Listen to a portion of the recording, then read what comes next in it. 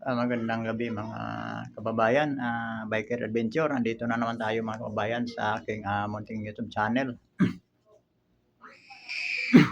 Ah, Pag-usapan natin mga kababayan itong patungkol sa ginagawa ngayon ng, ating gobyerno, 'no, yung, ah, programa ng gobyerno mga kaibigan, bakit, taong bayan ang, magdurusa 'no, mag-suffer sa programa nga matagal ng, sinimulan ng gobyerno itong purpose, 'no? Itong purpose nakakaloko ito. Ito, anong kayong masasabi dito sa, mga loyalista, 'no, yung mga hangang-hanga kay, BBM, 'no? Ilang presidente na ang dumaraan itong purpose, ngayon lang na nangyayari nga, ipinataw sa taong bayan, 'no, ang programa ng gobyerno, 'no, gamit ang, Meralco.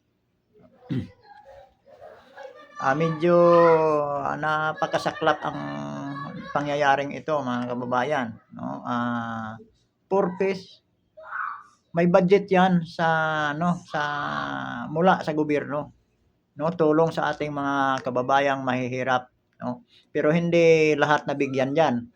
Yung purpose na 'yan mga kababayan, piling-pili lang ang, nabigyan, 'no.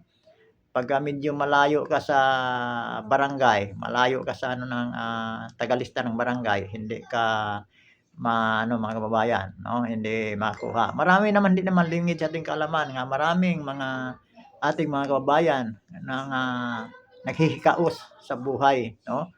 May mga anak din nga pinagpaaral tapos, walang, matinong trabaho ang, padre de pamilya, 'no. Pero masakit man mga kaibigan, marami sa kanila ang hindi nakakuha. Mayroon ding nakakuha mga kaibigan nga hindi na dapat silang, magiging beneficiary sa purpose. Pero mayroong nakakuha mga kababayan, 'no, nga hindi naman masabing naghihikaos talaga sa buhay. Pero ang nakakalungkot lang, ito ngayong, ginagawa ng Administrasyong Marcos mga kababayan, itong, ay ang purpose ay, ipinataw 'no, ah, ipinatong sa singil ng Meralco mga kaibigan. Dito tayo ngayon 'no. Anong masasabi niyo dito mga loyalista 'no, yung mga die-hard, mga supporters ng, ating, gobyerno ngayon 'no, yung mga troll, kayong mga troll. Sabagay, tumatanggap kayo ng sahod, mula sa ano, sa gobyernong Marcos, 'no. Pero sigurado naman ang inyong mga kamag-anak, kayo lang ang kumikita pero ang inyong mga kamag-anak siguro hindi naman lahat, nabibigyan 'no, ng, sahod. Pero lahat tayo nagsa-suffer dito sa katarantaduhang ginagawa ng, malasindikatong, gobyernong Marcos, 'no. Bakit ano nangyari sa ano, sa budget ng, year 2026? Wala na rin, ubos na rin, 'no. Kasi ang pinaghandaan talaga nila ang impeachment ni VP Sara, Duterte. Kaya ito ngayon, pati purpose, taong bayan ang nagso-shoulder. Lahat tayo mga kaibigan ay, breadwinner na dito sa ating bansa, 'no. Maraming mga congressman at mga senador ang umaasa sa atin, 'no. Sama pa yung mga, beneficiaries ng, purpose, 'di ba? Ang kumikita dito Meralco. Kita mo yung ano, nag-viral nga babae, 'no, nga galit na galit. Umaabot yata ng ilang million views 'yun. Kasi ang bill daw ng kuryente niya 700, 'no, 700 lang. Masaklap pa itong babae na 'to, may mga anak din, 'no, may mga anak siyang pinag-aral, pero biktima siya sa sindikato ng gobyernong Marcos, 'di ba? Umabot daw ng, 7,000 ang kanyang bayaran. Paano niya ngayon mababayaran 'yun, 'no? Saan mapupunta yung binayad niya? Oh, 'di ba? Ginagago tayo ng, gobyerno ating, gobyerno ngayon, 'no? Ang kanilang programa, taong bayan ang nagsasuffer, hindi lang buhis, no, doble na. 'Di ba, ang buhis natin talagang kinamkam nila, wala nang natira, kaya ngayon pati purpose kukunin na sa sa mga taong bayan, ipatong na sa singil ng kuryente. Walang makakawala dito, mga kaibigan. Walang makakaligtas sa ating lahat dito. Basta tayong gumamit ng kuryente, hindi tayo ligtas dito. Kasi sisingilin ni Meralco. Si Meralco ang nakipagkutsabahan ang mga sindikato sa gobyernong Marcos sa Meralco, no? Upang walang makaligtas, maliban lang sa mga taong nasa bundok na nakatira at walang mga NPA lang, mga kabayan ang ligtas dito sa na to, no? Mga NPA lang ang ligtas dito kasi hindi sila gumagamit ng wala silang metro ng kuryente, mga kababayan. Pero lahat ng may metro ng kuryente, nagrenta ka man o sarili mong bahay, di ka ligtas dito. Dito sa programa nga Purpose. Pero ang budget ng Purpose, mga kababayan, nasaan napunta yon? Sa mga buaya, sa kamay ng mga buaya. Yung mga buaya nga nakaupo dyan sa Kongreso at saka sa Senado. No? Ang Purpose wala ng budget. No? Taong bayan na ang nagsasuffer. Pero ang mga congressman, yung membro ng Justice Committee, mga kababayan, yung sa pagpa-impeach ni VP Sara, may kumakalat nga mga balita-balita, 1.3 or kundi ako nagkakamali, 1.3 billion pala, mga kababayan, ang bawat congressman. Kaya lahat sila pumipirma, 1.3 billion, billion ang pinag-usapan. 50 congressman yan, mga kababayan.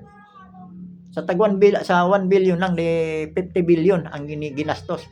Gaano kalaki, ilang billion ba, trillion na ang ginastos nila sa isang tao lamang, si VP Sara Duterte. Yun ang tinatarget nila mula pa noong Quadcom, ilang billion na ang ginastos sa bayan, para lang kay VP Sara Duterte. Gumagastos ang mga sindikato ng bilyon-bilyong piso, yung pira ng taong bayan, upang maalis sa kanilang landas si VP Sara Duterte. Nag-iisa lang si VP Sara. Ang daming kumakalaban, Yung mga buaya diyan sa Kongreso, lahat. Ay hindi naman, mayroon namang pailan-ilan lang, pero parang walang busis, mga kababayan. Ganon sila katakot kay VP Sara Duterte. Bakit takot na takot sila kay VP Sara Duterte? Lalong-lalo na yung mga kumakamka, humahawak sa mga malita-malitang pira, yung mga bilyon-bilyong nakalagay sa malita, mga kababayan. Kaya yun sila takot na takot at ayaw nilang magiging presidente si VP Sara Duterte, pero may mali yata, mga kaibigan. Pag mapa-impeach nila si VP Sara Duterte, malapit na ang 2028, andyan si Basti Duterte. Malupit din yun. Pag mapa-impeach nila hindi naman ma-impeach si Basti Duterte, hindi naman impeachable officer yan, Sa tingin nyo ba, ang mga supporter ni VP Sara Duterte tulad ko, tulad na yung ibang mga DDS pa, mapunta yan kay Leni Robredo, mapunta yan kay Trillanes. Pag mawala si VP Sara, lilipat lang yan kay Basti Duterte. Wala pa rin silang problemado pa rin sila kahit sino ang itapat nila sa mga Duterte, mga kababayan, Duterte pa rin ang sigaw ng mga mamamayang Pilipino. Tandaan nyo, mga kababayan, ang sambayanang Pilipino nagdurusa, naghihirap dahil diyan sa ang ating mga politiko, ang ating mga naturingan ng mga representative ng mga Pilipino ay ang kanila lang pinagtuunan ng pansin, ay ang pagpa-impeach kay VP Sara Duterte, ang patanggal kay VP Sara Duterte sa pwesto, Ginastusan nila ng trilyon na siguro ito, mga kababayan, mula pa noong Quadcom,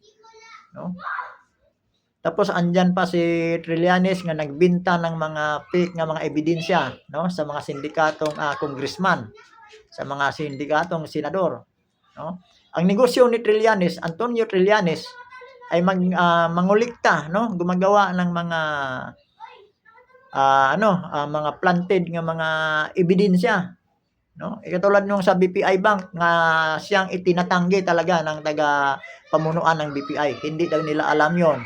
Hindi nila alam kung saan nakukuha ni Antonio Trillanes. Oh, matagal na yung hawak ni Trillanes eh. Matagal niya nang pinagkakitaan 'yon, no? Binibinta niya sa gobyernong Marcos ito namang administrasyon natin, ito ang ating presidenteng Marcos nga insecure kay BP Sara at natatakot kay BP Sara Duterte. Lahat na lang ng paraan ginagawa. Kung sino-sino na lang lumalapit at nagsusulsol sa kanya ay kanyang pinapakinggan, no? Nagbakasakali siya. 'Di ba? Si Antonio Trillanes sablay. Balik tayo dito mga kababayan, itong kasablayan ni Marcos Jr., no? Itong sa purpose talaga, ito ang mahirap mga kababayan. Programa ng gobyerno, proyekto ng gobyerno, no? May bilyon ang budget nito eh. Nanakaw na nila ang budget nito nga bilyon ngayon maliban sa mga consumer nga ng kuryente nga nagbabayad na ng tax, no? Pagbayarin pa uli. Idagdag sa bill ng kuryente upang makulikta, makuhaan, manakawan ng harap-harapan ng gobyernong Marcos ang mga mamamayang Pilipino, no? Ipatong sa bill ng kuryente para daw sa purpose. Diba? Hindi gobyerno, kung ganon, hindi gobyerno ang nagbibigay ng ayuda sa mga purpose member, kundi mga kababayan, tayo, hindi gobyerno. Pero ang budget, malaki ang budget para sa purpose. Nasaan napunta ang budget para sa purpose? Ano yan? Kasama na yun sa binabayad nila sa bawat congressman nga pipirma sa impeachment ni BP Sara Duterte. Ganon ba yun? Kaya mga kababayan, wala talaga tayong maaasahan dito sa matatapos na lang itong termino ni Marcos Jr. kung makatapos man siya, no? Pero wala talaga siya, kahit isang bagay wala siyang nagawa para sa ikauunlad, ikabubuti ng ating mga mamamayan. Itong purpose, oo, mayroong mga beneficiary na nakatanggap ng tulong, no? Pero anong ginawa? Itong sa ngayon, di ba? Tayo na ang nagbigay para sa mga taong kapos ang kinikita. Di ba? Tayo kapos din eh. Ako kapos din eh. Walang ligtas, di ka makarika-deny kasi pagdating ng bill ng Meralco, nakapatong na doon. Napakalupit itong administrasyong Marcos. Sa kasaysayan ng Pilipinas, itong administrasyong Marcos ang pinakalupit. Ito ang administrasyong Marcos ang pinakakurap sa lahat, no? Sa kasaysayan ng ating gobyerno sa Pilipinas, no? Ang unang Marcos Senior, no? Sabi nila kurap din, no? Pero mahalo kasi yung propaganda ng mga makakaliwa. Pero pag upo ni Marcos Jr., talagang pinatunayan, hindi na propaganda. Kasi nakikita talaga natin yung ginagawa ni Marcos Jr. Wala siyang nagawang proyekto para sa bayan. Pero nauubos, nasisimot ang pira ng bayan. O, di ba? Umuupo si Marcos Jr., yumayaman yung mga nakapaligid sa kanya. Yung mga sindikatong mga congressman at mga senador, no? Nagiging instant billionaire nang dahil kay Marcos Jr. Kawawa ang mga mamamayang Pilipino. Kawawa tayo mga Pilipino. Lahat na nagtataasan na, di ba? Lahat ng bilihin nagtataasan. Walang kontrol ang gobyerno. At maraming salamat mga kababayan. Hindi ko na lang masyadong pahabain itong aking video, no? Matagal-tagal ako hindi nakabalik mga kababayan. Matagal-tagal ako nawala sa ere dahil nawala yung cellphone ko. Ngayon lang, kailan lang ako nagkaroon nung May 3 lang ako mga kababayan nagkaroon uli ng cellphone, no?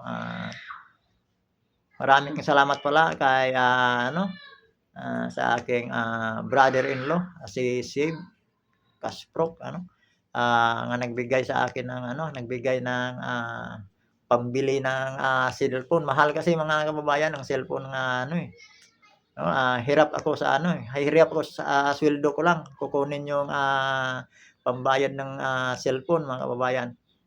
At maraming salamat sa aking, kapatid na si Esther ang nasa Amerika at sa kanyang asawa at sa aking, brother-in-law na si Seb, Castro. Maraming salamat sa cellphone na ibinigay niyo. Ngayon nandito, nakabalik na ako sa ano, sa aking, YouTube channel. At magandang gabi sa inyong lahat, mga kaibigan. Huwag kalimutang, mag-subscribe dito sa aking, munting YouTube channel, Biker Adventure. At magandang gabi mga kababayan.